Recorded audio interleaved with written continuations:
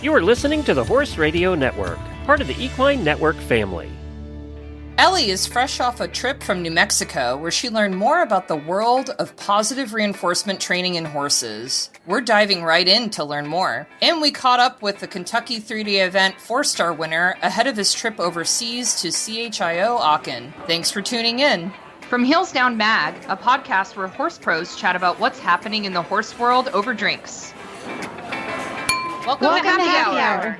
I'm Justine Griffin. I'm Jessica Payne. And I'm Ellie Woznica. Welcome to episode 137 of Heels Down Happy Hour. Hey, guys.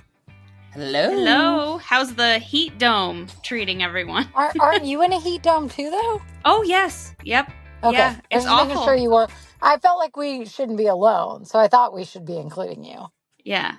No, it's horrible. I think it is hot fan. everywhere except for Jackson Hole, Wyoming.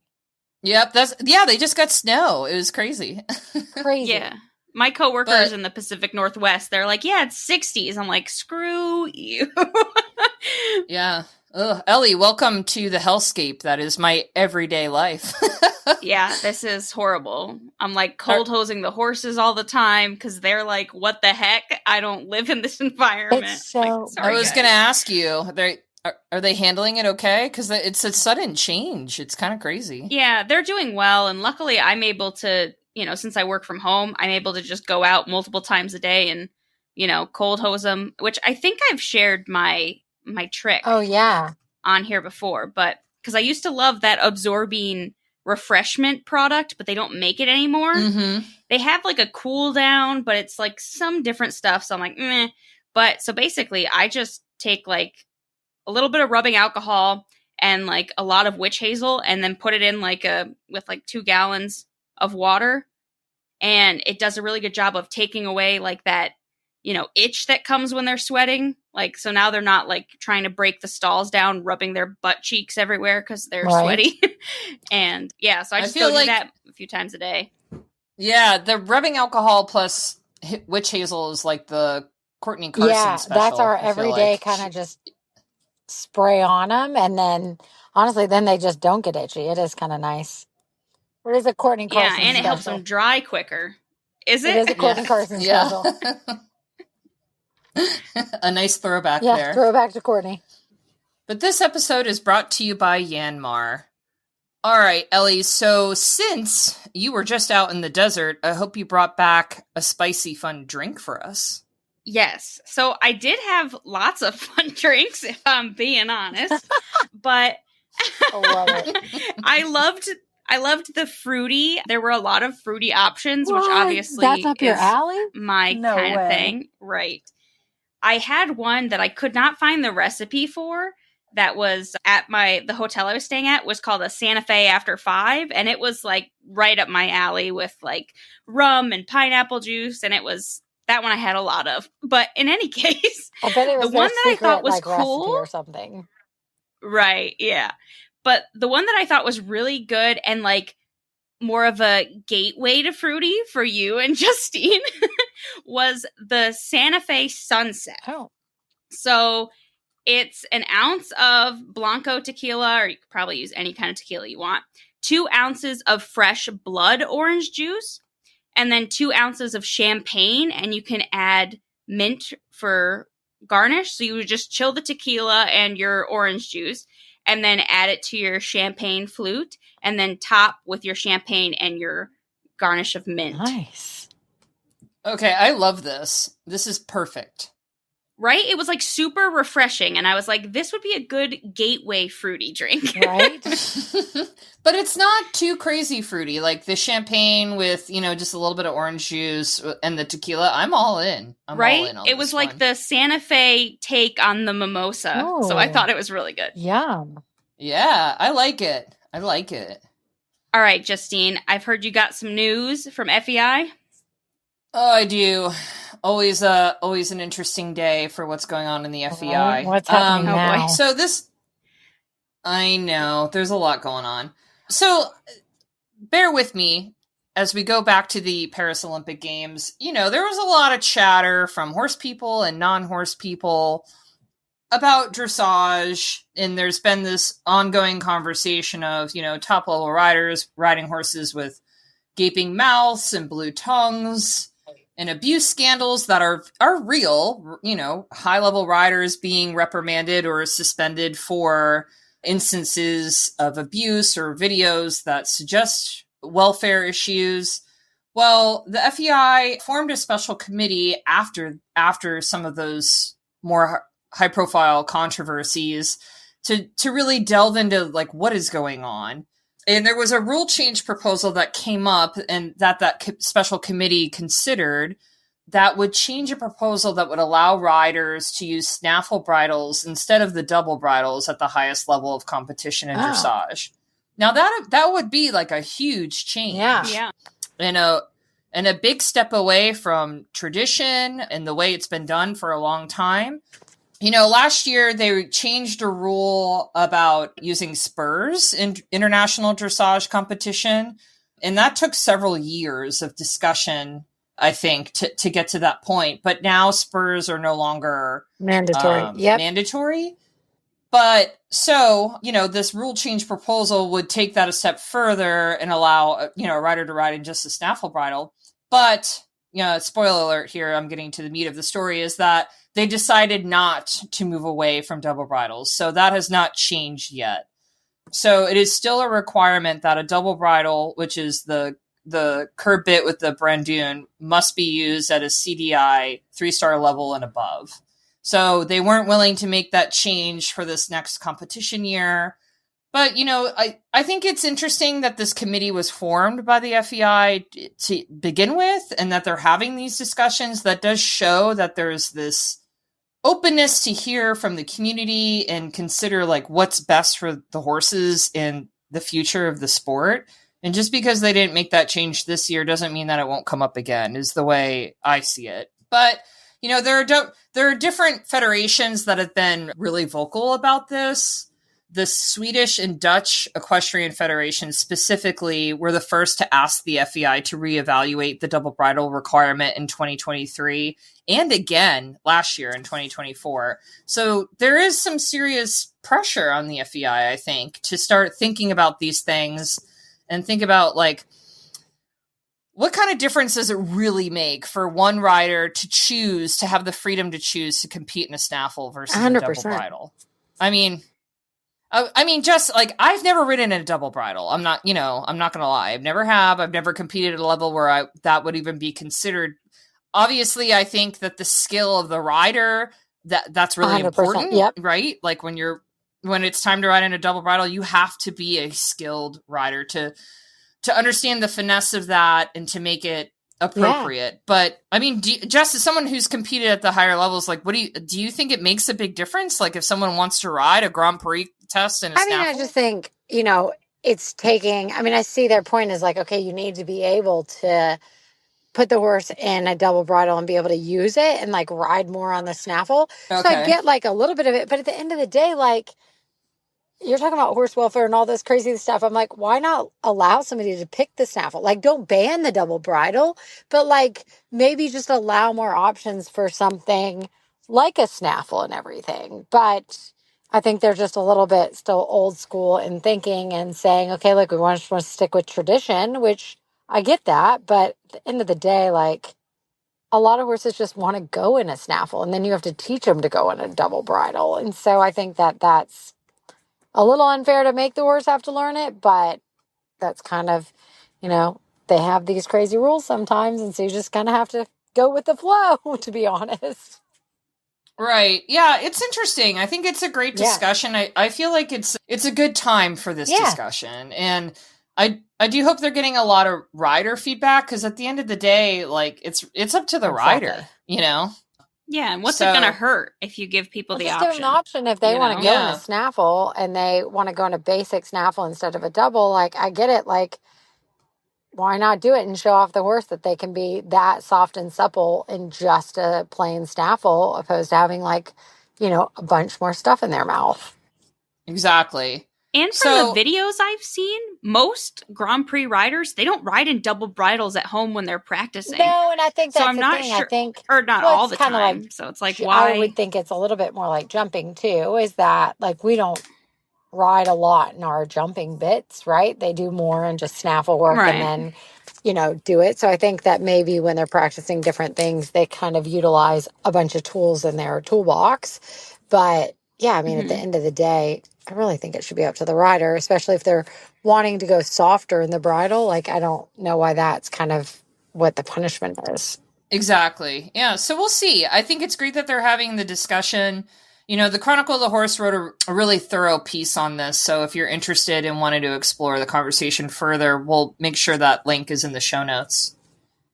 But Jess, what do you have for news? So I have some really cool news, and congrats. Carl Cook is on fire again. He's got the mare, the Caracola de la Rue horse, that he has won a long list of events of big 5-stars and everything, but he has now won the Grand Prix 5-star at Rotterdam, the CSIO. He came in, there were 8 horses that jumped off, and he, once again, that mare, he's super, super fast on. And when he's on fire, like, that mare obviously is very tough to beat because 8 people came at it. And he was, once again, another winner of a 5-star. So pretty impressive. Like, they're on fire again. She's only 13 years old. So I think she's got, a long way to keep coming at it and a lot more wins up, their sleeves. But congrats to them, because it has been, for the first time in 10 years, a U.S. rider winning Rotterdam. So impressive and really good win for the U.S. And yeah, pretty impressive for Carl. Yeah, I mean, clearly that is a nice mare. Amazing. It's just a nice horse. Yeah. I mean, he rides her well. So. Like the partnerships come a long way and they're figuring it out. And, he knows she's a special horse, who doesn't. But at the end of the day, like, he can be really fast in or really competitive. And, congrats, because he's winning some, he won Rome last year and everything else. A lot of big tracks that Americans haven't, won in a while. Yep, I agree. So super, super exciting, and watch the rest of the season. I'm sure they have a lot more big competitions, and we'll be cheering for the U.S. in that way. What do you have, Ellie?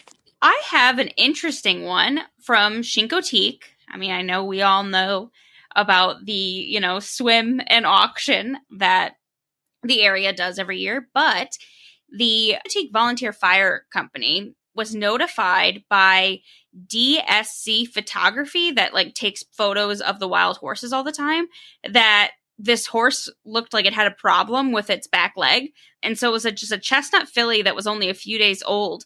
And when they were zooming in on the photo and stuff, they actually found out that the horse does not have a hoof on its rear leg. So, from that far away, they weren't able to tell, like, if it was injured or if it was just born that way, like a congenital deformity. But the foal has been dubbed Foal 84. She doesn't have a name yet. But they went out and they were able to catch her. Unfortunately, they weren't able to persuade the mom to come along. So they were able to, luckily, find a mom who had just lost her baby a few weeks prior. So they were able to make a new introduction, and that has worked really well. So now they have made like a makeshift prosthetic for now, but they're working with a veterinarian friend of the fire department's that has covered the care for the filly's prosthetic. So they're hoping that this will work. I mean, obviously she'll never be for sale, never be ridden or anything like that, but they're hoping that since she's so young, this is a possibility. Obviously, for most horses, something like this would be euthanasia, but they're hoping, since she is so young, that she can adapt quickly to a prosthetic. So they are hoping for that, and they're hoping that they get some good names on Facebook. So if anyone has any good name ideas for Full 84, feel free to reach out on Facebook to the Chincoteague Fire Department and get your name in the running there. She's so cute. The pics of her are like adorable. I know, and the fact that she slept like in their car, like with the air conditioning as they went to this new home for her, was super cute. With this heat dome, she was probably like, actually, that sounds fantastic. That sounds amazing. Pick me up. But I hope it works out, because I mean, I've done a lot of research into the, amputation and prosthetics, because I was even thinking about it with Flint's thing last year. But I don't know. It's one of those things with horses who have had, full capability. It's one of those things where it's like, just because you can, maybe you shouldn't. But I'm hopeful with this being so low and her only, being alive for a week, that this will be a good permanent solution for her. Yeah, absolutely. Finally, horse show software you can rely on. HorseSpot offers cloud-based horse show management services for circuits around the globe. It is easy to use for your horse show. It is easy to manage with proven results. Find out more by visiting www.horsespot.net today. So this week for a product review, I was thinking, like, we're all in a hot, humid climate, right? Like, we're all suffering. It's summer. It's the worst. It's the dang heat dome.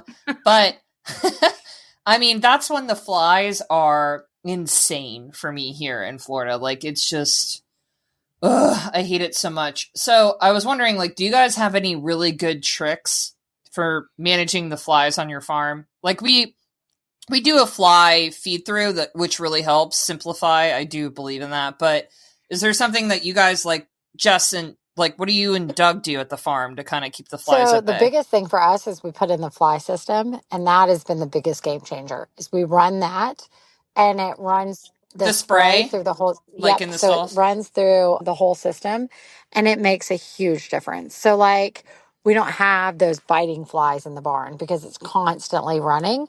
And the other big thing is, like, it is a bit of a pain, but we pick through the stalls consistently so that there's not a lot of, like, manure, and the manure gets hauled off, like, up to the top of the hill so that you don't have them kind of lingering around. So they'll pick through the stalls in the summertime a little bit more frequently, like, to try to get, they don't sit in the stalls with a bunch of it. And that's kind of hard, but that is the ideal kind of situation, is, like, they don't, like, when we turn out at night, then, like, they go back through, pick through the stall, so they just don't sit there and, like, create flies. So it all gets sent up top, basically.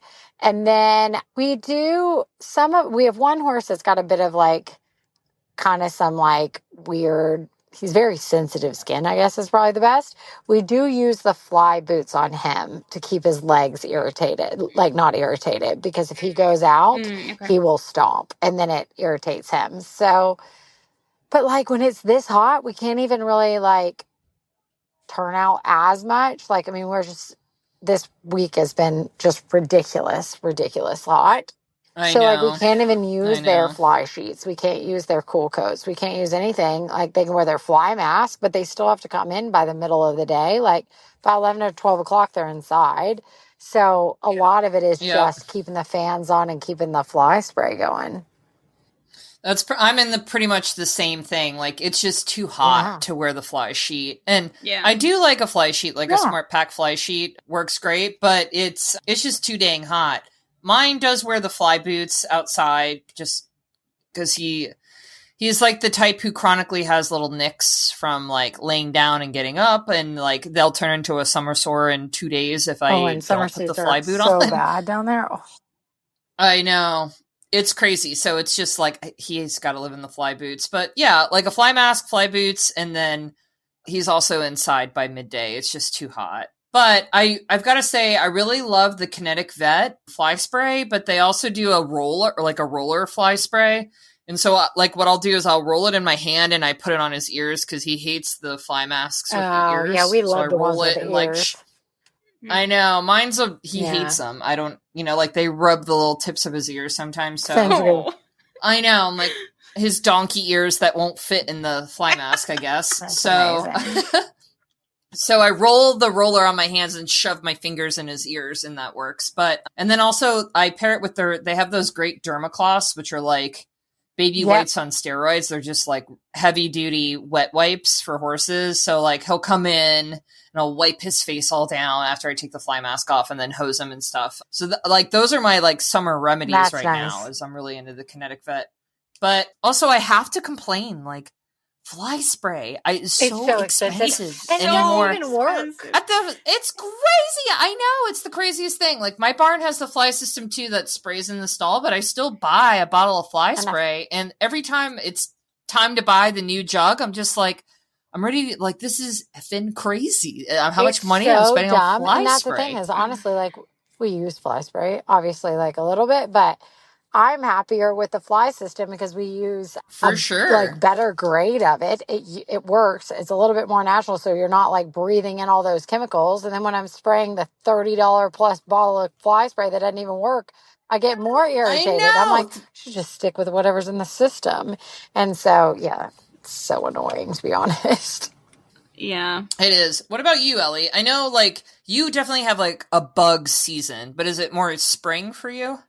No, it's this time. So Nemo especially, he's allergic to fly saliva. Like, he's actually been tested like by Cornell. So it just makes him like, it gives him basically this crazy itch where he'll like completely strip off like all of the skin on his stomach. It's disgusting. So for him, like, I have to be like extra careful. So like, he starts going on like a crap ton of Benadryl starting at like end of April when the flies are bad. I didn't have to start it till like end of May this year, which was nice. But so for them, like, my horses go out, I put them out at 8 p.m. and I bring them in at 5 a.m., which is awful. And thankfully Matt does that job because I am not a 5 a.m. riser. Let me just like make that very clear. But for us, for fly sheets, I don't use them anymore just because I was having a heck of a time with just being lazy when it comes to putting them on and stuff. And it's hard, like, once they get wet, waiting for them to dry and stuff. So I don't use anything because my horses don't stomp so much when they're out at night. But I did use have you guys seen the Schneider's has that mosquito mesh?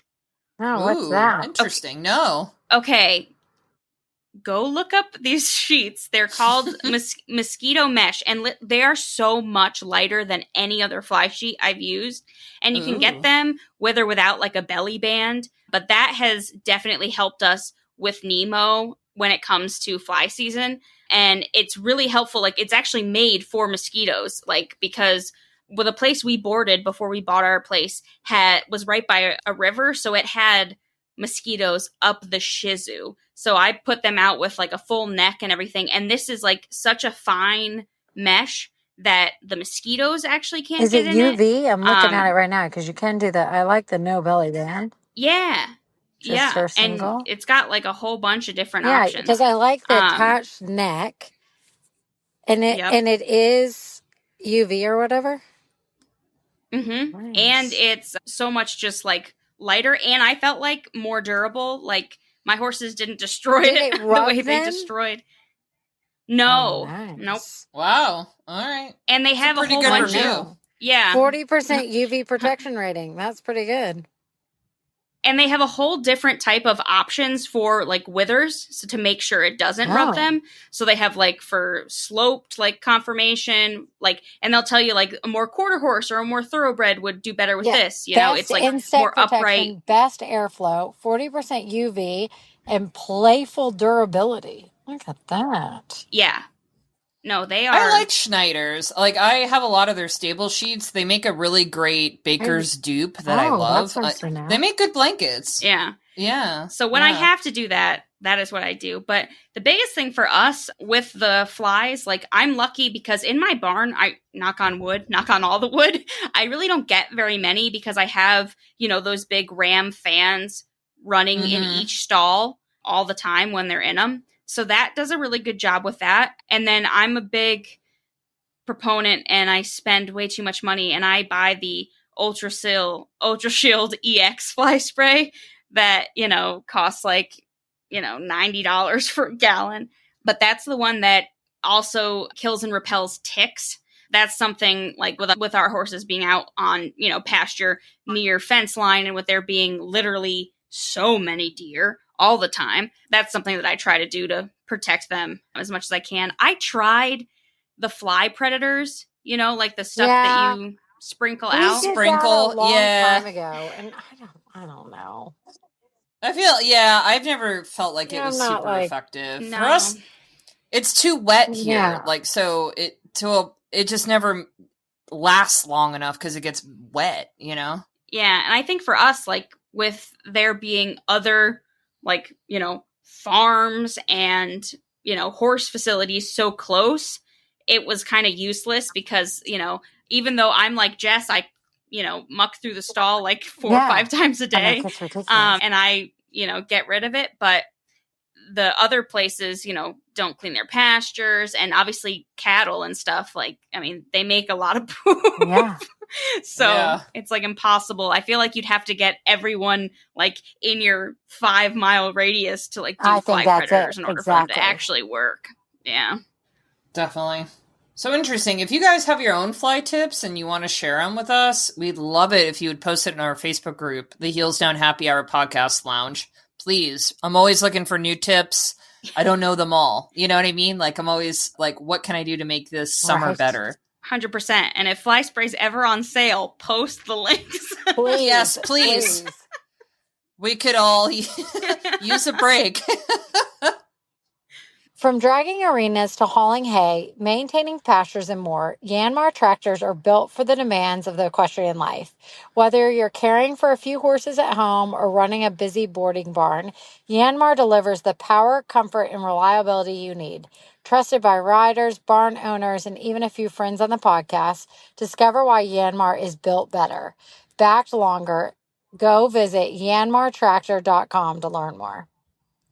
So, Ellie, you just had a crazy time in New Mexico, and I want to hear more because, honestly, I want you to tell, like, I know you were out there and I knew you were doing a bunch of clinics, but honestly, like, what were you really doing? Who all attended? And I just kind of want to know what, like, your day-to-day was like.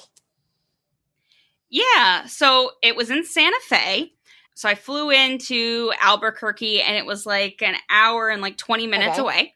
And I stayed at this hotel in downtown Santa Fe, which was really cool because it was like walking distance from everything. Nice. And the farm was only like 20 minutes away from there. Wow. It was cool because it was literally this quiet road with like multiple equestrian properties on it. And I did really enjoy that there were prairie dogs on the side of the roads.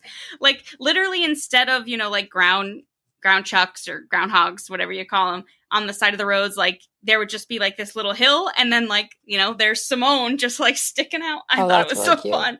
I was like, wow, I really am in the desert. So that was that was exciting. It was hosted at Terra Nova, which is a facility that is home to Via Nova training that actually put on the foundations of the positive reinforcement, the R+ training clinic. So it was 2 days, and both days, like we started at 8 and we ended at 4:30. Like it was like back to school. Those are long season. days. Yeah, but it was really cool because it was a mix of like some hands-on stuff, some demonstrations, and then also a lot of like interacting with each other and like really in-depth conversations, and then just, you know, presentations as well.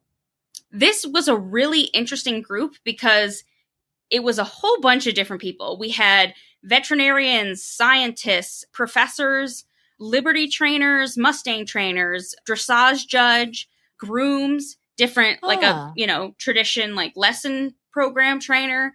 So it was literally kind of all across the board, which made, I think, for a really interesting group for conversation, for sure. So can you explain more, Ellie, like, they invited all of these different people out there, like you just described, but what are the core concepts that they're trying to teach or convey, I guess, by bringing you there? Right. Yeah. So, I mean, Via Nova's big, like, their push is that they want to go away from that stereotype of the clicker training. Like, even me going in, right? I had heard of clicker training. You know, we've talked about it on the podcast before. And I'd seen it, but I'd always kind of heard it, honestly, locally as more of like an insult or like oh, you know, it's just people who feed a lot of treats and, you know, oh, they don't compete, you know, at high levels of the sport. They're just, you know, training their horses like dogs kind of things.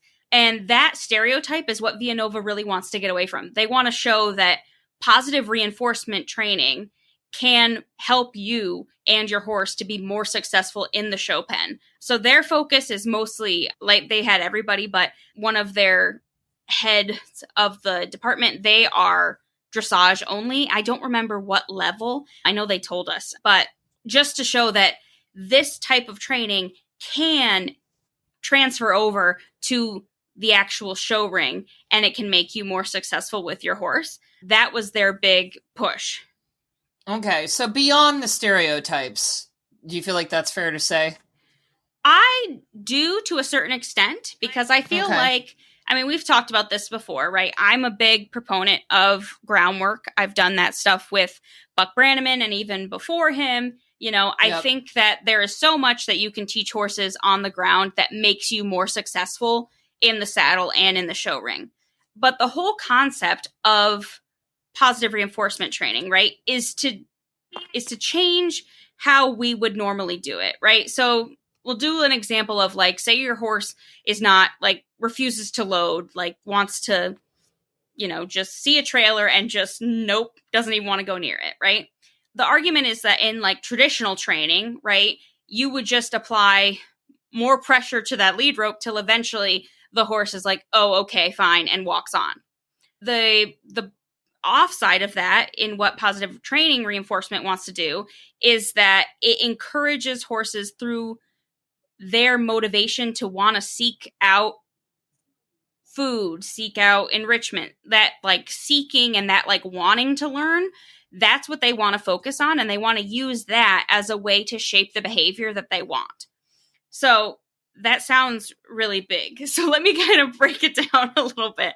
So the first thing they helped us to do was just to understand, you know, motivation, right? So if we talked about, like, you know, my horses know that in the morning, if they go in their stall, that's where the food is. So no one ever hesitates to go in their stall in the morning, right?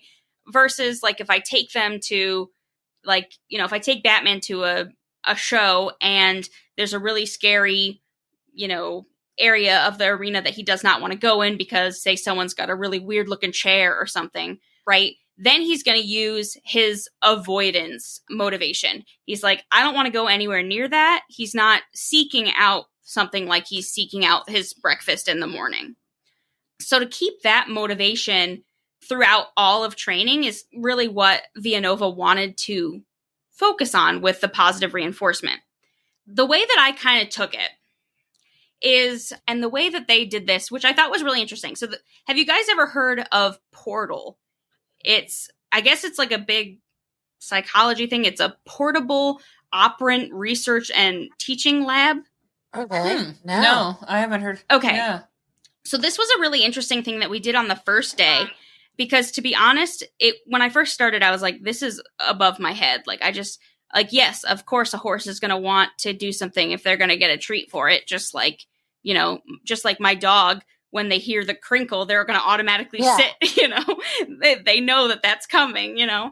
But the portal kit was interesting because the whole point of it was to show how different types of teaching actually changes the way that we learn. So the portal kit was just like literally a bag of a whole bunch of different stuff, like, you know, pencils, like a little, like, matchbox car, dice, you know, things like that.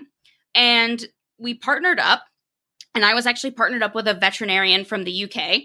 And it was really interesting because we weren't allowed to communicate with each other at all. We just put these, like, 6 objects in front of our partner, and our partner was instructed to just interact with the objects. And so the way we did it was like, okay, like, I'm just touching random objects, and I'm like, okay, you know, I'm doing this, you know. And then finally, when I touched, you know, the red die, I got a click on the clicker, and I was like, okay, so that was right. So then I started touching the other objects, and I was like, is there, like, more to this? And then I touched the red dice again, and I got another click. So I was like, okay, I'm going to only touch that object. And they compared that to, like, when you got that, yup, you did it right, that changed the way that you felt more encouraged to continue to interact with the objects. the comparison they made was like, if I had touched the other objects and the person just like, swatted my hand away, then I might be like, well, crap, I don't know if I want to touch any of these objects at all because I'm only getting, swatted for it. So that is kind of the breakdown of the way they say, like, look, our horses, they don't speak our language and we don't speak theirs. So this is a way that we can kind of play that, that game that we used to play as a kid, right? Or I feel like I played it all the time in the swimming pool, right? Of like warmer, colder, where you like try to get your partner to like go somewhere and you're like, oh, you're warmer. Oh, nope, now you're colder. Right? Yeah. So that was kind of like the whole premise is like, you use the clicker in positive, or the clicker or your verbal cues or whatever in positive reinforcement training to basically say, yeah, that's a step closer. Like using that warmer as a way to say like, you've got it, horse, let's keep trying this. So that was kind of like the overall mindset of it. And then they talked about how that can kind of go to a whole bunch of different things, right? So say we teach our horse that they're going to get a treat when they hear that clicker noise, right?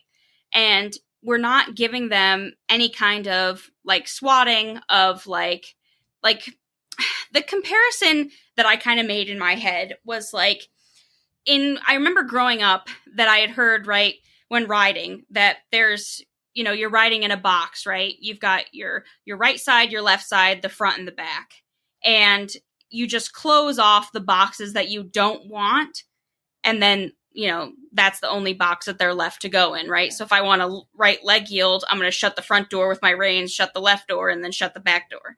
Positive reinforcement training is more like leaving those other doors open and using smaller steps both on the ground and in the saddle to get the horse to see that right leg yield as a way of earning a reward. Like they're still using the traditional training cues, but they're not not all pressure is adversive, right?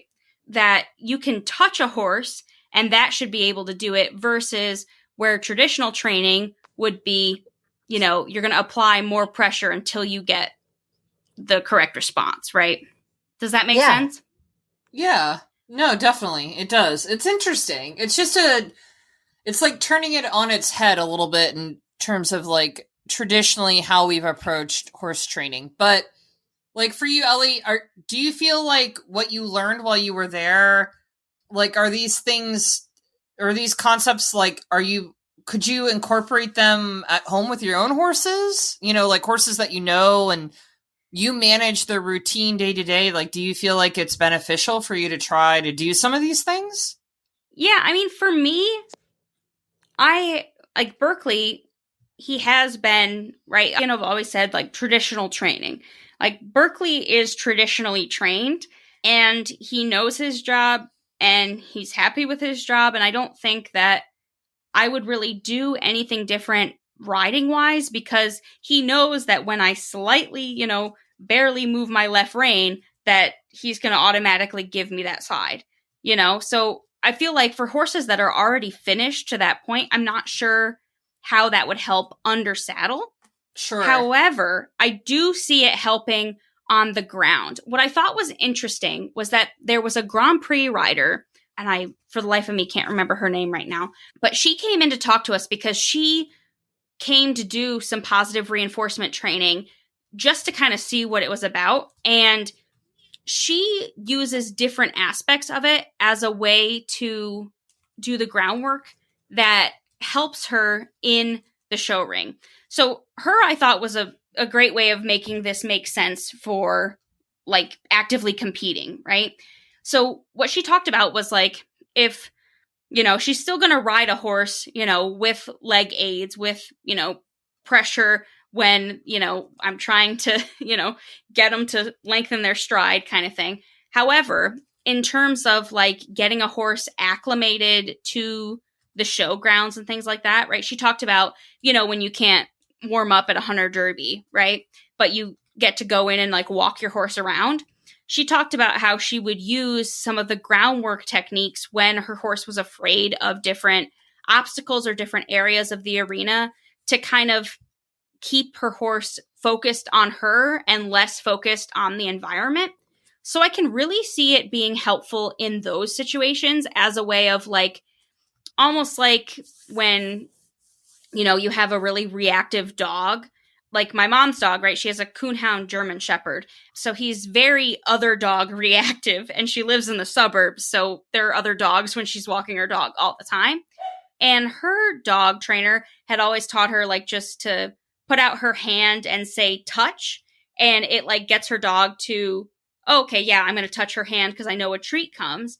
And so she trained that in her house, so that way she can use that on walks when when her dog starts pulling on the leash and sees another dog, and starts barking, like really wants to pull. She can use that, like say, hey, look at my hand, touch this. And she can use that as a way to kind of get his focus back on her.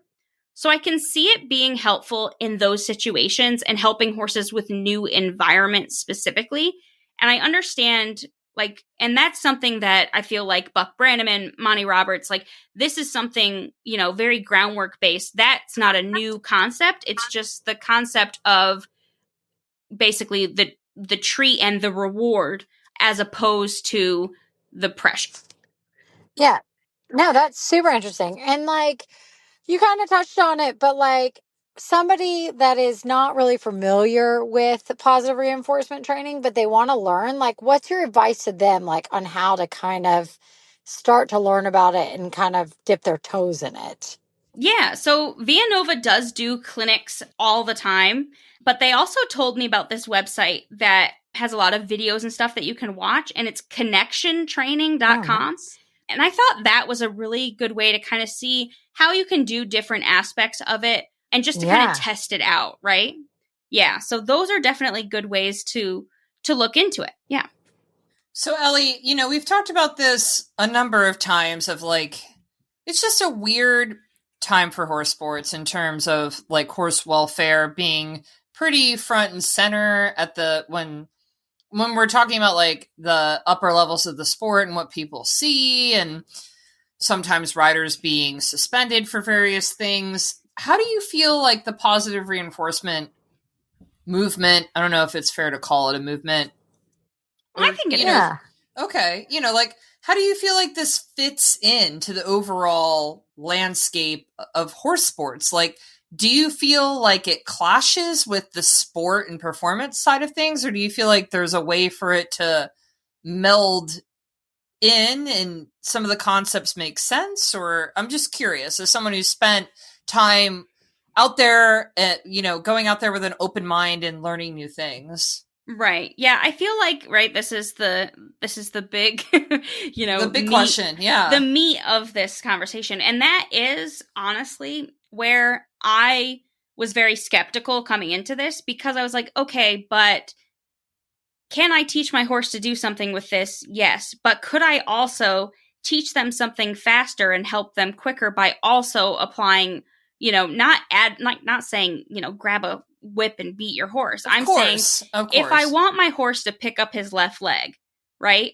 If I squeeze his, behind his fetlock a little bit and he picks it up, I don't think that is necessarily negative punishment, even though it's that simple pressure release, right? And I feel like the basis of all horse training is pressure and release, right? You want them to go forward, you squeeze. When they go forward, you release. It's, that makes sense. And I struggled with this because that's how horses communicate with each other in the wild, right? And in the pen. We've all seen, right? That one mare, I'll talk about my mare specifically, right? When the horses get too close to her, right? She applies pressure to them, starting with, the body language of her ears, but then also she'll charge them a little bit and to get out of her space. And so do I think that this is the only way to train horses? No, I don't. And I don't think that all pressure and release should be taken away from training, because I don't feel if we think about even emergent situations, right? Like if your horse doesn't like to trailer, let's talk about the wildfires out west, right? If your horse doesn't get on the trailer, your horse is staying. Like there's no time for that kind of thing, right? So having a horse that responds to pressure is important just because you never know when you're going to need it, right? Like if it's just, if they're stuck somewhere and you need to apply pressure, I mean, it's no different than if Matt and I are walking down the street and I'm not paying attention and we're crossing the street and Matt pulls on my arm because I'm about to get hit by a car because I'm not paying attention, right? I need to know that when Matt pulls on my arm, I'm not going to rip and pull away, right? I'm going to go to his pressure, like, because there's probably a reason for it. You know what I mean? So I think that still very much needs to be in equestrian sport. The clinic made a lot of comparisons to marine animals and also like, giraffes and elephants in zoos and things like that. Like that's how all of these animals are trained with positive reinforcement training, right? Because I cannot apply pressure to an orca whale in order to get it to do things. And I understood that to a certain extent, but I also felt like that comparison was pretty murky because you're like, well, this is you're taking a wild, large animal and you're putting it in a small cage. That's kind of like saying, yeah, if my horse was stalled 24/7, of course it would want to hang out with me and get treats. You know what I mean? Because it's not getting the enrichment from the other aspects that it needs from its life, like not interacting with other horses and things like that. So I felt like it's complicated. Like there are layers to this to really think about, Right, because it's going to come down to people who abuse horses are not going to use traditional training anyway. Like they're not interested in even, traditional pressure and release. So to get them interested in positive reinforcement training, I think is going to be a very big push. And I think this comes down to, too, how it's being addressed right now, specifically in the media and stuff. Like right now, some positive reinforcement trainers on the internet are slamming high performance people in our industry. Some rightfully so, in my opinion. However, some of them, might have just been riding with their reins, too short, or their horse, might have been pulling them hard that day. It might have been a weird environment for the horse. Like it's one of those situations where, you weren't there, you weren't on the horse, and you were not sure what was happening there.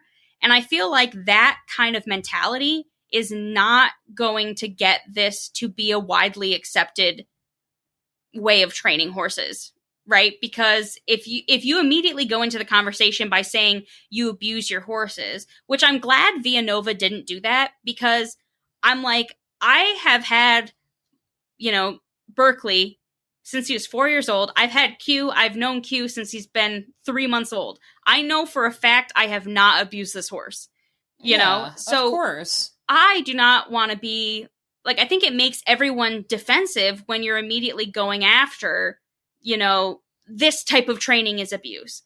Because to be honest, I don't think it is. Like, to apply pressure to a horse's side when you're trying to move them over on the cross ties, there's a difference between applying pressure and, shoving your whole body into them or smacking them repeatedly. Like, and I think therein lies the problem, right? Is that we need to have a conversation that shows the difference between the two, how you can still, like Villanova does, right? They still use the same cues in the saddle that we do.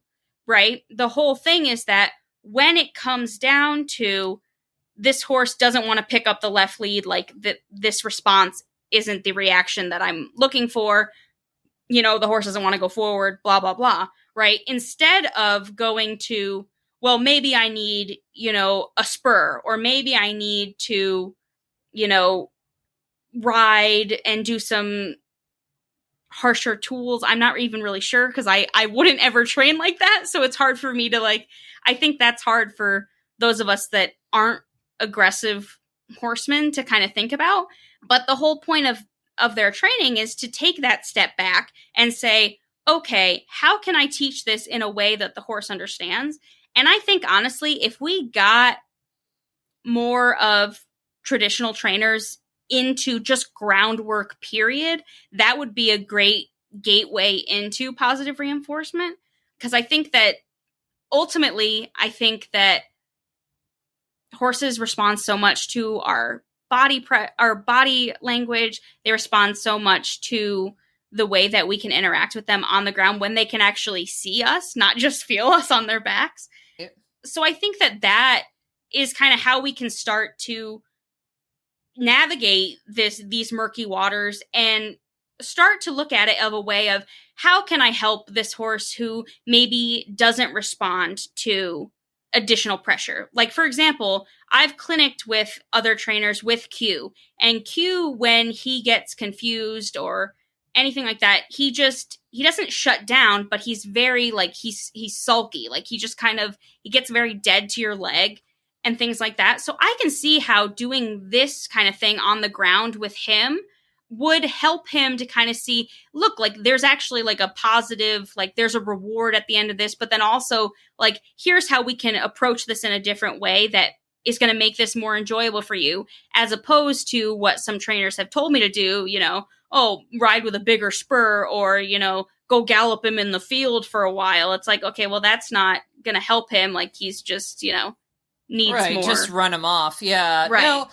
I think, Ellie, I think all three of us come from a pretty traditional horse sport background, right? You know what I mean? Like, so this is like a relatively new concept, and I think you hit the nail on the head that there are some newer influencer type people out there that can have somewhat polarizing views, but I think they're steeped in like good intentions, but they can be like very like in your face to try to get you to think about things and like, this is abuse. And I do think it's good to think critically about these topics, right? But it's murky, and I appreciate you trying to distill a lot of this and like going into this clinic situation with an open mind, because I think that's a lot of people, that's hard for them to even do, to like take what we know and what you've been trained in doing all these years and go, it's easy to go in there and be like kind of hardened to it and be like, this is stupid, and you went in there and with an open mind. And I think that's really important. And I hope more people are open to, hey, there are new ideas that can be helpful in the way we approach working with horses in any fashion. It doesn't matter if you're like trying to create goals at horse shows, or like just have a better connection with your horse at home. I think there's always an opportunity to learn more from different perspectives. And I appreciate you sharing what you learned, Ellie. And if you guys are interested in learning more, Ellie is writing several pieces for Heels Down Mag. So there'll be a story up this week and then also a second one coming. So you'll hear more about her takeaways from what she learned there. But I feel like there's a lot more to this discussion. Like, this is just the tip of the iceberg. So yeah, and I think it's just a matter of having conversations and also not being afraid to open up about the way that we train horses, and also the way that it's okay to say, you know what, this really doesn't work with my horse. How can I do this differently? Exactly. I think that's the main thing, right? And I think I could definitely see this working with like previously abused horses and like problem horses, specifically those that really do just like shut down. I feel like this would definitely, give them a little like spark of like, of trying new things, because I feel like us, sometimes when you're with a bad teacher in school or a bad trainer, like sometimes you're like, I'm just going to keep my head down and just like try to do this right and do like as little as possible, to do this wrong, as opposed to I'm going to try to do this. And if it's wrong, my teacher's just going to say, oh, I see what you were saying, but let's try it this way. I think it's all about the approach. Yeah, I think that's great. So our guest tonight is a good friend of mine. He's been on the podcast before. So everybody welcome Will Coleman. We're excited to have him back on the podcast. He just had an amazing 4-star win at Kentucky, and now he is on his way to the CHIO Aachen with the horse Off the Record. How's he feeling, Coleman? And welcome.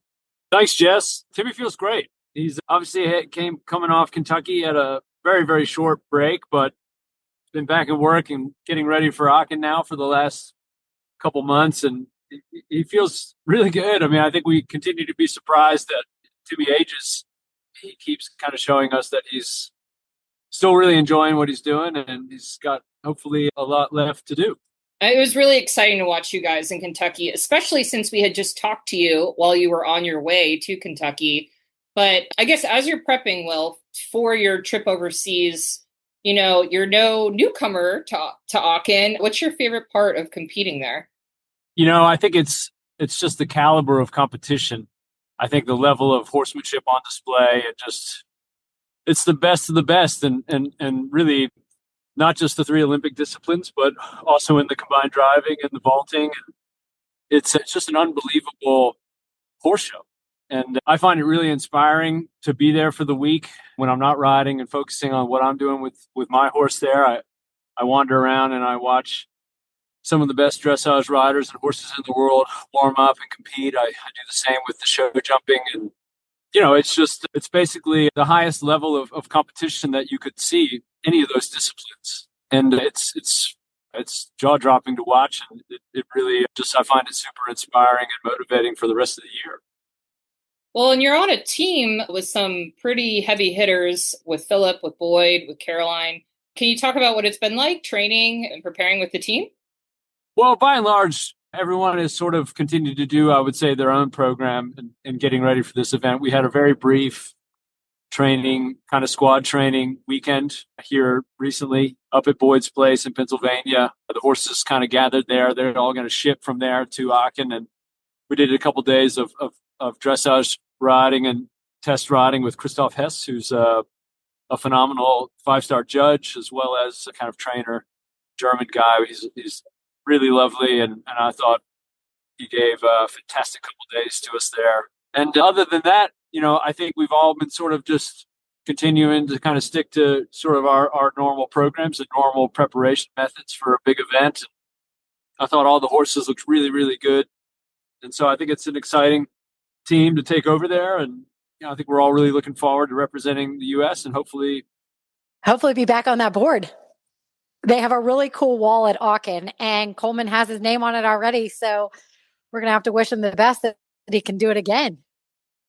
Well, that was a really special year. Obviously, going back with Timmy was the horse I was lucky enough to win it on a few years ago. But I think more than anything, we wanted to go and serve the squad well. And I think the more important name or letters to get up on the board would be USA. Absolutely. I think that's kind of our mentality, is to contribute to that, to a team result. Perfect. Well, we'll be cheering for all of you guys and really hoping for that. And then a little bit of what we want to talk about with you is, I know everybody's life is a bit different and how you do, but tell everybody, what is your life like? Like, what do you just start your day with? I know you're a very early morning person, but walk us through a day in the life of the farm at Will Coleman Equestrian in the middle of like a busy season like it is. Well, I bet it's similar to busy professional. I kind of like having a bit of time in the woods myself. I look at horses, or I watch some training video back, or scout horses that I might be kind of trying to acquire, or I just do maybe myriad different kind of office-y things for maybe that first hour of the morning, and then I head to the barn, and particularly in these summer months, like we're usually starting to ride pretty early, and so I hop in my little UTV and with my 2 dogs, and we cruise down to the barn. I check in with Erin, my head girl, and we kind of go over the horses. We're concerned or feel like we need to look at anything, we do that immediately. And then as soon as we sort of touch base and kind of gone over just general well-being of the horses and any sort of things that we feel like we need to monitor closely, I start riding. Basically, that's my day. I ride. As soon as we get it going, I start riding and probably keep riding until about 2 or 3 in the afternoon. And then we have a couple students that might do a bit of training during the day, or when I'm done riding at the end of the day, that's when we might do some teaching and things like that. But yeah, it's pretty full on. It's a long day, but they say if you enjoy what you do, you never work a day in your life. I think that's most days. That's probably how I feel. Some days it feels like a bit of work. So, Will, you mentioned your UTV with your dogs. I'm just picturing it in my head now.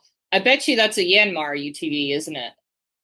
It absolutely is. Yeah, we're really lucky to be supported by Yanmar America. They've been a sponsor of ours for a couple of years now. And really, I would say there's a piece of Yanmar equipment that positively affects every single thing we do every day in the barn and even in our personal life. So I hop in a Yanmar UTV called the Bull every morning, and it's probably a 2-minute drive down to the barn. But I put my 2 dogs in there, and we cruise down to the stables, and then that same UTV might be used for a million different reasons during the day, whether it's moving some jumps around or taking some hay or show equipment onto the trailer or taking something out to horses in the fields, or even me just driving it out to teach some lessons out in the cross country field, or just somewhere on the property, going to look at horses gallop, or anything that we might need to do, or we need to kind of get somewhere quickly and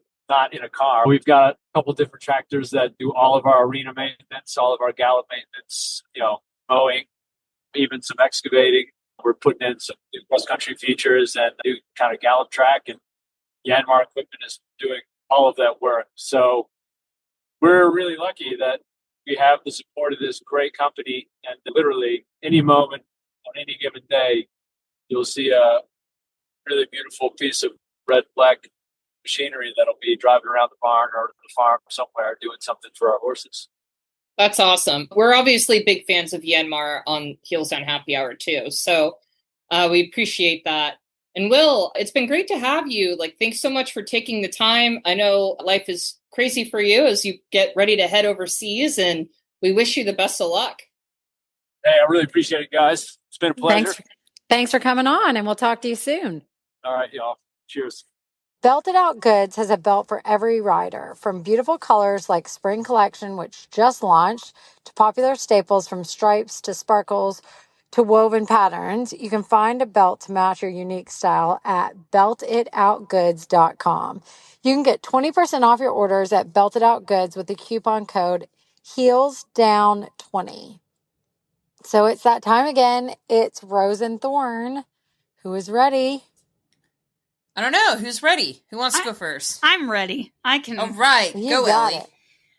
I hate global warming. That is everybody's thorn. That is my thorn. But more seriously, it's made the ticks so bad. Oh. Yeah. Lyme disease is all-time high. It's bad. My poor Bilbo, he breakfast, he's like a cat, right? He if I sleep in, he's like, excuse me, it's breakfast time, Aww, and he didn't do that one morning. I was like, that's really weird. And then I tried to give him food, and he literally turned his nose up at it, which usually he's a scarfer, and so I took his temperature, and it was 104, which is really and truly, you don't want a dog above 103, which is weird because it's so much higher than a horse, right? So I was like, oh my God.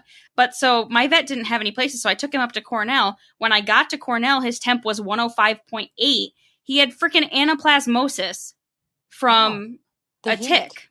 Oh, from the tick. Yeah. Oh my God. I mean, it's amazing you caught it so early. Yeah. I'm really lucky because that stuff can be so deadly because the temperature gets so high that other things shut down.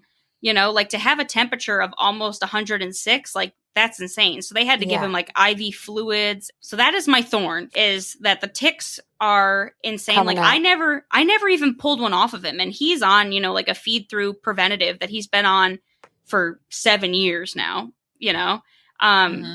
So the fact that the ticks are so bad that this product, that he's been on for years has failed is scary to me. And that's definitely my thorn, because I was not I was really worried about him, and that was not a fun time. But my rose is that this is his 5th day on Doxy, and he's finally acting more like himself. He's playing with his toys and he's running around outside. But boy, it was scary there for a while, and I'm like still monitoring his temperature, which thank God he's really good about. but so just to give you a perspective, his normal temperature is 99.6. So that's how high he was. Wow. Yeah. So I'm just waiting. That's why I'm like, you know what? I'm going to buy all the freaking Ultra Shield fly spray because I'm trying to because they don't make anything good for horses. Like, I've heard of horror stories with that Equispot stuff with, like, burning and things like that. And I'm like, what can I possibly put on? Why aren't they going to make a feed through for tick prevention for horses? That's what I want. I know. It's just that, like, I buy this, I don't know if this is popular, but, like, the cattle permethrin spray from Tractor Supply that you dilute in water. Like, I use that before I go on a trail ride. For sure. Yeah. Like if I'm going to, or cross country schooling, anywhere where I'm going to be like more in woods, I always spray that. It is cheap. I will tell you that is not as expensive as the normal fly spray, but it doesn't like your horse will still swish, but it does give you the permethrin coverage for ticks. But Florida is a different, like you live in tick central, Ellie. I don't. Different. So yeah, it's a different environment for sure. And the deer, man. I'm like, Matt, I know you don't have a hunting license, but maybe you could just go like shoot some trees to scare them off so they go somewhere else. This would be, The only thing is that with Matt, actually, the barn he grew up at, they used like the cattle tags and like just wove it into like the mane and tails of horses. And he said it worked great.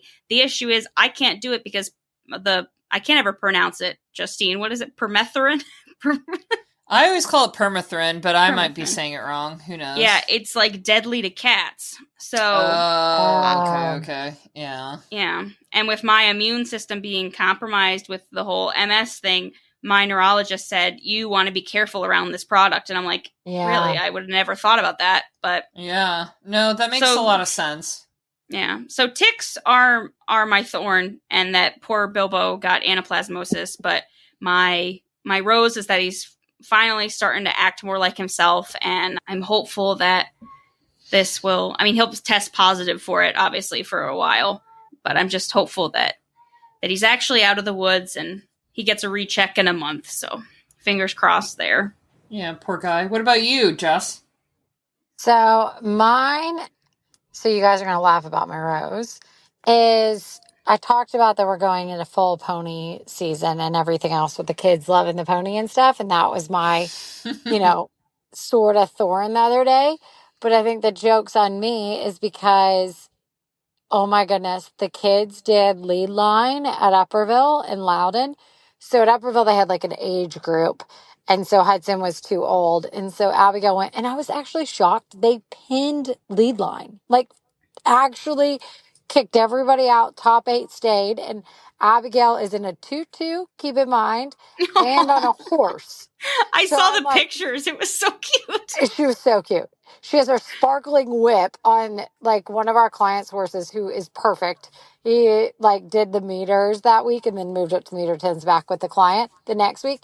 And he was so cute. He slow walked around. It was amazing. So we're walking around and I'm like, Abigail's like, I wonder if I'm going to get a ribbon. I'm like, I don't know, but like, you might not. And then you're just going to have to try. And like, we're going to try again.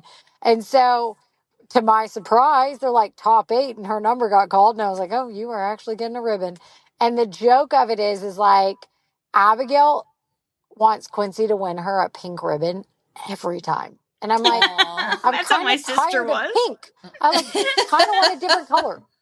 And so when they announced 5th place to Abigail, I was like, see, she got her pink ribbon. Thank goodness. So it was so cute. And then the next week, Loudon had like a little more or less formal one. And both kids did the lead line.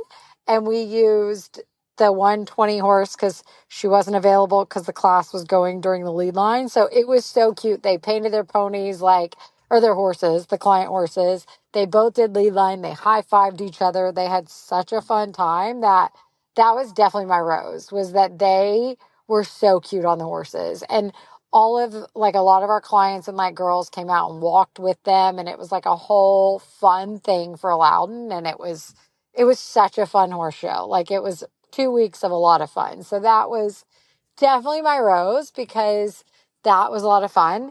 And my thorn is, well, this heat, like, I mean, one, I'm now riding like before I even drop the kids off for camp. So like that's annoying, but like a sacrifice fine. But the real part of the thorn is that like we go to Michigan, which I'm super excited to go to Travers, but when we would normally probably leave, we don't want to get stuck shipping the horses. Like we were just talking with Coleman and he's like stuck on the side of the road, like, in traffic and it's the heat. So now, yeah, my thorn is like just making sure we kind of don't get stuck and trying to plan the best way possible, if it's possible, to not kind of get stuck in that heat. Because, everywhere from us to Ellie to Michigan's hot. I know, it's hot just everywhere right now. Ugh. I know.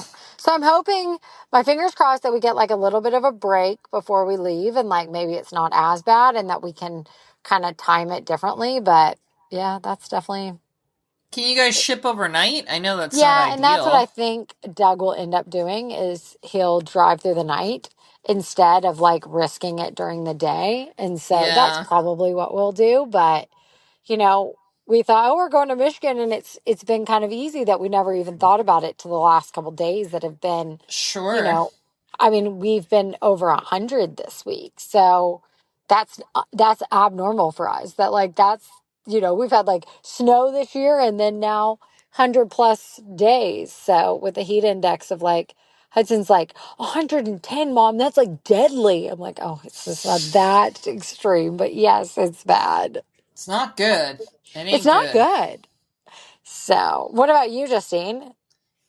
Well, speaking of being sweaty, so in the summertime, Alex, my husband, and I, this is normally where we try to travel just because it's so dang hot at home. Yeah. It's like we want to get out of here. So we've only gone to other hot places. We went to the Bahamas. Because, that makes sense. But the Bahamas are wonderful. Like, we've grown up going there. It feels very familiar, and the beaches are beautiful. It's hard to be mad when you're in the Bahamas. So we had a great stay there. And then Alex has a lot of travel for work. So he routinely speaks at a conference that happens in Jekyll Island in Georgia, which is like a coastal island, like right at the Florida-Georgia line. But it's beautiful. If you guys have never been to Jekyll Island, it's like a Southern charm haven with a beach. They have a beautiful hotel there, the Jekyll Island Club Resort. That's a historic hotel that is just ultra charming. The food is amazing. It's very bougie. That's where the conference is always. So it's becoming, nice. Yeah, it's becoming a nice little like summer reprieve getaway that we do for a long weekend. But they have a neighboring island, Jekyll Island, called Cumberland Island, which is run by the National Park Service. And it actually has 2 mansions on it because the island used to be owned by the Carnegie family. And yeah, one mansion burned down. So it burned down in like the 1950s, but it's like ruins now. And then the other one is completely intact and is a museum. So you can kind of tour the museum of the Carnegie family and when they spent time there. But the island is inhibited, there's hundreds of wild horses that live on this island. And they all used to be domesticated, like back in the 1900s when the Carnegie family would be there. And then they've just been feral since then. So now there are all these like wild bands of little tiny wild horses that live there. And it's beautiful. So you take a ferry from another like coastal town and you spend the day there, but it's very remote. Like there are no facilities on the island. So there's like, you can camp there if you want. And obviously they have beaches, and then they have the ruins of one mansion and then the one museum. And there is one private small boutique hotel on the island, but otherwise it's just like you pack in and you're expected to pack out whatever you bring because it's all just a natural island. Yeah, that's awesome. It was really awesome. It was like a magical day to spend the day there. We took the ferry over. We were there all day. We brought our bikes, and it's not easy to bike because you're like biking through sand, but we biked like probably 15 miles and just were inundated with wild horses. It was, obviously they're used to people, but they had a bunch of newborn foals on the ground. And it was just really cool. We had like an amazing time. I would probably recommend not going in June during the heat dome. Probably not ideal. My body is still recovering. I'm not going to lie. Yeah. I've never drank more water in my life, but we packed, like we made sandwiches. We made like pimento cheese BLTs and like had a beautiful lunch while we were there, like picnic lunch, and biked and took pictures of the horses and enjoyed the beach and the wildlife. And it's really magical. I saw some wild horses out west, but I've never done the Chincoteague or anything like that. So this was very special. But at the end of the day, when we got back on the ferry to go home, I was very excited to go back to my charming, bougie, historic hotel and get a couples massage. I'm not going to lie. I'm old. I don't like don't even nearing judge, 40. Yeah. I like camping out there sounds like a nightmare, but it was absolutely not. But it was beautiful. So that is my rose. Ooh, my thorn. Gosh, it's hard to say. Mikey is hanging in there. It's hot, but we're still sweating, knock on wood. So I don't know if I have a thorn. Things are good. Just kind of hanging in there, trying to survive the summer. So that's all I got. That's how you know she's used to the heat when she says it's not, terrible. Yeah. She's used to the heat. Exactly. I know. I'm like, as long as Mikey's surviving, I can't then complain. she's okay. Exactly. Mikey's the judgment. If Mikey's miserable having his summer sores and all this, it's not good. He's sweating, man. Fingers crossed, all toes crossed, everything, I'm saying my prayers, novenas, whatever. Like, he's sweating. So it's all good. But you're welcome to take some of my sweat, because let me tell you, it is not one time. I've showered like 3 times today. I know. It's rough, man. It's rough. I know. All right, but it's time for our mailbag, and we got one from a friend of the podcast, Jessa, who's one of the founders of Ride IQ, which we love, and I still use almost daily. She posted in our Facebook group recently that she is looking to talk to horse owners who think and talk a lot about their horse's health and soundness. And if you're interested in talking to her directly, she does have these, we're going to answer these questions ourselves, but if you want to answer these questions to Jessa, it will help Ride IQ, and she's willing to pay someone $50 in a Dover gift card to anyone who participates. So if you're a fan of Ride IQ, I know, it's great. So if you're a fan of Ride IQ and you're happy to answer pretty common questions about your horse, I feel like any horse girl I know could answer any of these questions. Reach out to Jessa at Ride IQ, and she's would be happy to listen to you and take down your information. But all right, first question. I want you both to answer first. So wants to know, should I be using boots on my horse when riding or not? No. So I'm yes. If they have shoes, yes. And not necessarily they have to have back boots, but they have to have front boots if they have shoes. Okay. Like for flatting too? Oh, all the time. Mm-hmm. Really? Oh, okay. I'm All with the time. Ellie. They wear fronts. They wear front boots all the time if they have shoes. Okay. And I'm with Ellie. Some cars wear front boots even if they don't have shoes. But if they have shoes, like they definitely wear front boots, and most of them wear like hind ankles and just open fronts. But yeah. Yeah. That makes sense. Okay. So 2 no, 1 yes. Yeah. Next question. What supplements can I give my horse to keep them sound and healthy? Who wants to go first? Oh, mine's really easy. I'm not even a big supplement person. Mine's super easy because I don't even give that many supplements. I feed Sinutra, the Sinistride, like the head to hoof. And in the summertime or when they do it, we do Replenimash with Purina. And the big guys get Super Sport, the amino acid one. That's it. You like Super Sport. That's it. Those 3. That's done. All right. Ellie, what about you? What's your regime? None. None at all? Just straight feed and hay? So you just said you like Super Sport. I do like Super Sport when my horses are in work, which yes. So like that's sure. top one. Yeah. So, but honestly, the only supplements my horses are on are the gut ones that will cover them for colicare insurance. Yep. And they're on like a feed through for flies right now. Some of ours do get the Gastromin from Sinutra. Yep. Yeah. if they're stomachy and they're like prone to like, I used to feed ulcer guard and stuff traveling, and a lot of ours are on the road, right? So I give them the Gastromend, and I don't even use ulcer guard anymore. Wow, that's pretty good. All right. That's what I thought. I'm just a big, they have Equiox when they need it. I'm an Adequan person.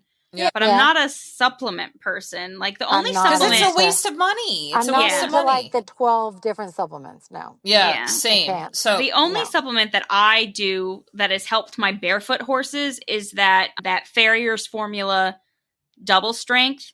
Like that is like, it's basically just like alfalfa and some other stuff. Yeah, but and ours get like if they're fat, if they look like they need it, they'll get alfalfa pellets like as a supplement, like as a. But I mean, I don't even feed. But that's not a but it's like not a supplement. That's just providing good forage. Yeah, but that's what I meant. Like as a supplement to their hay, we give alfalfa pellets soaked. But I wouldn't say it's a supplement. I mean, I use that instead of the Farrier's Formula. That's what I mean. No, that makes sense. Yeah. I mean, the thing my vet said, because I was like, at the time I was doing all these different smart packs, I was like, and he was like, Ellie, the only thing your horse really needs is water, hay, and salt. That's it. Yeah, exactly. Exactly. That's it. So simple. I'm like, okay. What about you, Justine? Any supplements? Yeah, he's on the Rylene GI gut supplement. I think it's good, so I've always fed it. A little bit of electrolytes this time of year that he doesn't want to eat anyway, and he's got on sweat stuff only this time of year. Like he's on. I feed him the Combat Cool from a company called Combat Boots. I really like it.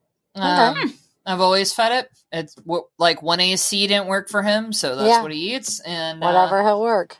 And then he's an Adequan guy, occasionally Equiox guy, and that's about it. And then Cinchil, mostly the Cinchil pure when it's like time to go to a horse show. I mean, we'll do that at horse season. Yeah, that's pretty much it. All right, their gut stuff I think is I will definitely supplement with gut stuff. Ulcer guard, GastroGuard. The Sinutra, though, I'm telling you, try that. I like the Gastromend. I fed the so much cheaper.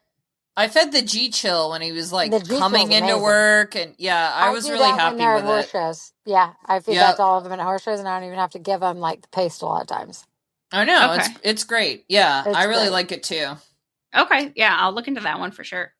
Last question: what are things I can do to prevent my horse from getting injured? LOL. If you find the answer to that, you would be a millionaire. Right?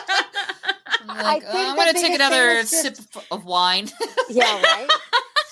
For me, to prevent them, I'm like, probably wrap them in bubble wrap and pray. I mean, nothing. But for us, like, just listening to them, if they are a little bit like just not feeling great, I don't push them that day. If it was supposed to be a jump day and they don't feel it, go for a walk instead. Like listen to them like you would listen to your own body. If you're feeling a little sore and you feel you could go push yourself and do extra mileage and extra strength training and weights, no, you're not going to do that. You're going to take an easy day and do it in a couple days. So that's kind of our principle on it is, if they're not feeling 100%, give them a couple days. They'll probably be fine in a couple days. Absolutely. I think that's the best advice. If you push them, that's where I find where they break. Yeah. 100%. I like that advice. What about you, Ellie? Yeah, I mean, I think that, and also, even if it's a horse that's, not in shape, doing things slowly. I mean, I know we've talked about this before, Jess, but, don't be afraid to walk for a long time before you even ever trot your horse when you're getting them back into shape. Take it slow. It is not a race. Definitely. I think that's all good advice. I don't have good advice. Mine always is injured, so I'm not the person to give advice. Yeah, I'm not really in it. What can I do to prevent it? Horses. That's the biggest problem. Everybody gets injured horses. It's a little bit of luck and a little bit of strategy and a lot of praying. I was laughing, Jess, with Justine earlier because literally all of my horses have currently either bitten each other or rubbed themselves on something, all where the saddle goes.